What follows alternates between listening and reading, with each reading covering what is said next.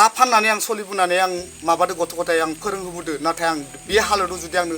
सहाय गैयाबा मा सरकार बियो आंनि थाखाय मा सरकार आं सासे हेन्डिकेप मानसिखौ नायनो हायाबालाय मोजां मानसिखौ माबोरै नायबावनो नोंसोरो बिदिबा मोनसे दुखुनांथाव खौरां नांगौ बायदि सुबिदा मोनाखै सरकारि देहा फाहामसालियाव सासे हेन्डिकेपआ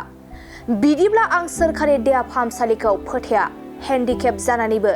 जेबो मोजां सुबिदा मोननो हायाखै अनिल स्वर्गियारि मुंनि सासे सुबुङा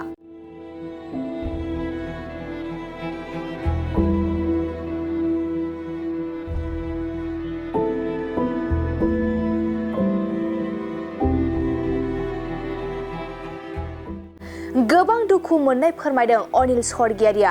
प्राइभेट देहा फाहामसालियाव नांगौ बायदि सुबिदा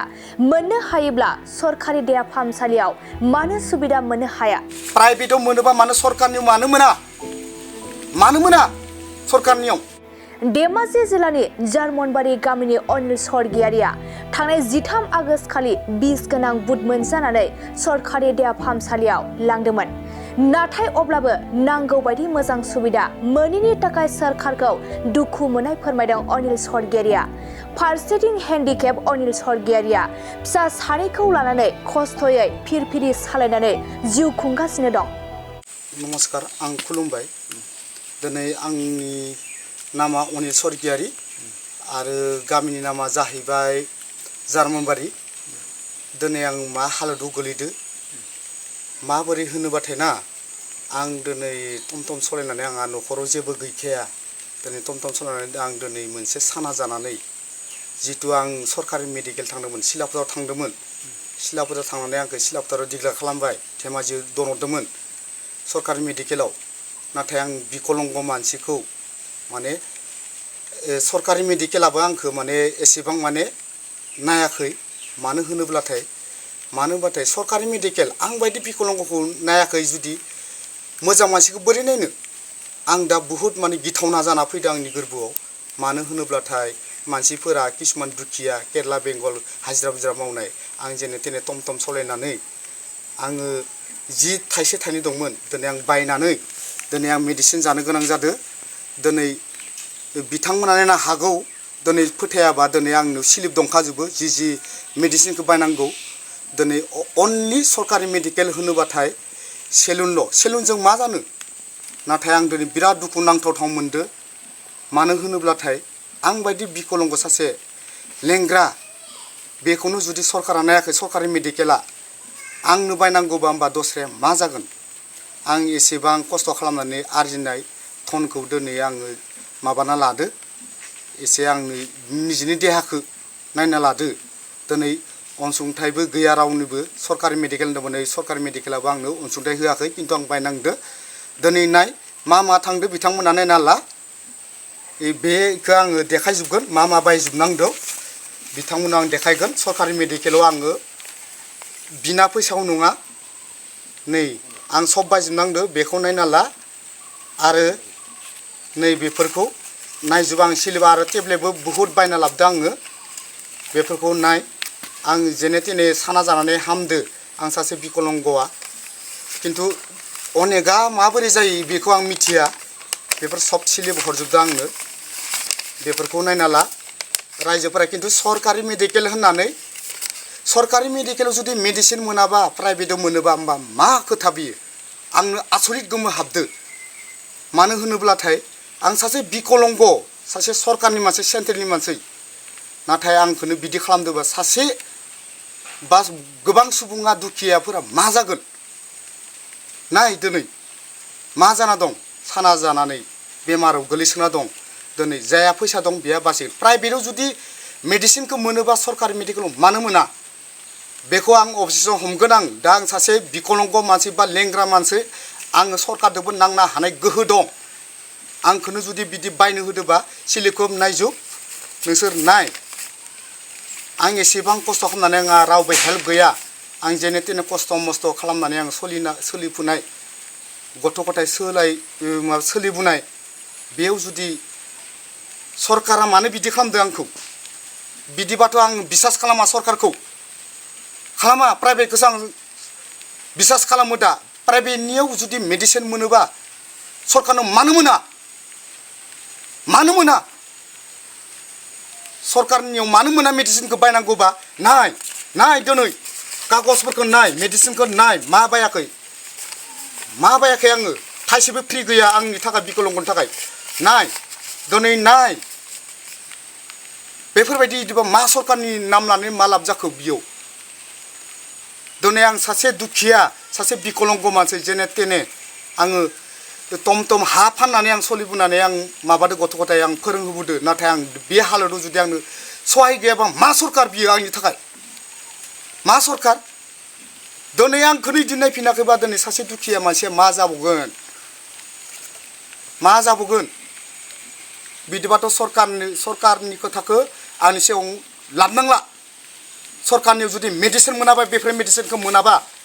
नाय बेफोर मेडिसिनखौ मोनाबा सरकार नङा बियो डाइरेक्ट बुंखायो आं सासे हेन्डिकेप मानसि सरकार नङा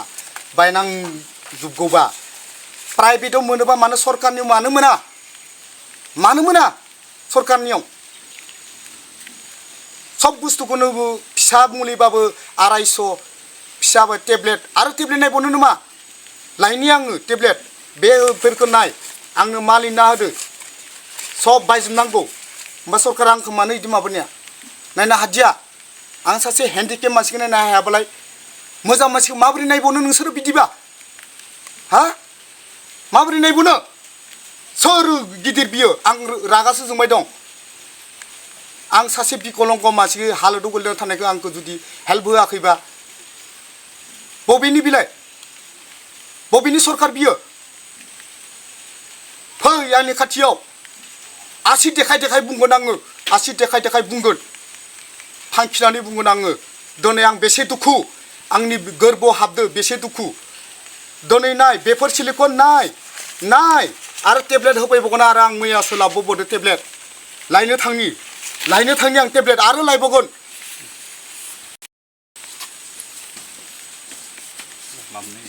आं बुरिफोरखौ लांदोंमोन आंनि गारिजों जितु लांनानै जितु आं ओंखाम उखैदोंमोन ना बेलेग गारिजों लाबोदो बे बिथां लोगोआ जितु आंनि टमटम ड्राइभार लोगोआ बेयो माने बन्धु जानो नामा साना आङो मोनसे बुस्थु जागासिनो दं होनना बुंदों आरो हर आं ओंखाम उखै मारदों होमबालाय हर होननानै आङो जानाय जादों माने सानाखौ जानाय जादों नोंथांखौ जानानै आङो हस्पिटालाव हरनै साननै थानो गोनां जादों नोंथांनि न'खराव आंनि न'खराव दा जितु फिसाला खासे फिसाजो खासे आंल' साथामल' जाना दं सरकारनिफ्राय जितु फैबाय थानाय समाव आं माने सरकारनि थाखाय आं हेफाजाब लुगैयो अनसुंथाइ लुगैयो मानो होनबाथाय जों बायदि हालोदखौ माने सरकारा नायफिननांगौ मानो होनबाथाय जों बायदि जितु कन्डिसन बेखौ सरकारा एसेबाबो आखायाव लाथारनांगौ जों बायदिखौ आरो नोंथांनि फोरमायनो हागौ मानो होनबा सासे इउटुबार हरिचन्द्र गगৈ बे बिथाङा आंखौ बुहुत गोबां हेल्प होदो मानो होनबाथाय सासे इउटुबार बेयो आंखौ हेल्प होदो दा बिथांमोना नायनो हागौ जिखिनि आंखौ अनसुंथाइ होदो आं जोबोर गोजोननाय मोनदों सासे सरकाराबो आंनो बिनि होफैयाखै अनसुंथाइ बा सोरबा सासे माबाया आंनो अनसुंथाइ होफैयाखै आरो बिनि गेजेराव जोंहा दैमालु आदायाबो आंनो सनापुरनि दैमालु आदायाबो आंनो 2 गाद थिंहरदो बिनि उनाव अनसुंथाइ आरो बिनि गेजेराव दैबारिनि आं नामखौ बुंस'नो हाया आंनो बिनि गेजेराव तिरपाल गांसे हरनाय जादों बेनो आरो तिरपाला हरनाय जादों बिनि फालाव आं दा जेबो बुंनो हाया खिन्थु आंखौ हाजिरा ताजिरा जितु न' बानायना होदों बेयो इउटुबारा होनाय जादों आरो आंनो इउटुबारनि नामा मा गगৈ बे बिथाङा आंखौ अनसुंथाइ बुहुत हेल्प खालामदों आरो माने